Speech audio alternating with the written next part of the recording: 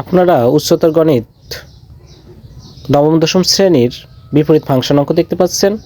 f(x) = 2x / x - 2, x ≠ 2। সমাধান ধরি y = f(x) = 2x / x - 2। এখানে f(x) = y লেখা হয়েছে বা x একটা গুণ ছিল ডান পাশে যে ভাগ এবং ভাগকে 1/f হয়েছিল এবং 1/f কে f ইনভার্স y লেখা যায়, f ইনভার্স লেখা যায় এবং f ইনভার্সের সঙ্গে y লেখা হয়েছে। এখন y = 2x / x - 2, এখানে আর গুণ করা হয়েছে, y দিয়ে x এর গুণ করলে xy - 2y = 2x। এখানে xy - 2x = 2y, -2y ডান পাশে প্লাস 2y, এখানে x কমন নেওয়া হয়েছে, y - 2 = 2y, এখানে y - 2 গুণ ছিল ডান পাশে যে ভাগ হয়েছে, 2y / y - 2।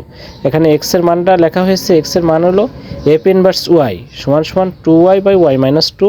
এখন অঙ্কটা x ফাংশনের মাধ্যমে আছে, সে কারণে y এর জায়গায় x ব্যবহার করা হয়েছে। f inverse x = 2x / x - 2, এটাই এর অ্যান্সার।